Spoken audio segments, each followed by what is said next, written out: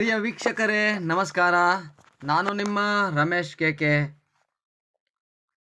ಪ್ರಿಯ ವೀಕ್ಷಕರೇ, ತುಮಕೂರು ಜಿಲ್ಲೆಯ ಗುಬ್ಬಿ ತಾಲೂಕಿನ ಚೇಳೂರು ಹೋಬಳಿಯ ಅಂಗಸಂದ್ರ ಗ್ರಾಮದಲ್ಲಿ ಆಯುಷ್ಮಾನ್ ಆರೋಗ್ಯ ಕೇಂದ್ರ ಕಟ್ಟಡ ನಿರ್ಮಾಣಕ್ಕೆ ಗುದ್ದಲಿ ಪೂಜೆ ಕಾರ್ಯಕ್ರಮ ಭಾನುವಾರ ನೆರವೇರಿತು.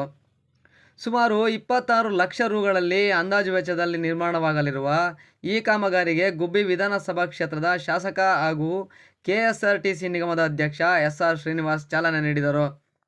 ಶಾಸಕ ಎಸ್ಆರ್ ಶ್ರೀನಿವಾಸ್ ಅವರು ಗುದ್ದಲಿ ಪೂಜೆ ನೆರವೇರಿಸಿ ಕಾಮಗಾರಿಗೆ ಅಧಿಕೃತ ಚಾಲನೆ ನೀಡಿದರು.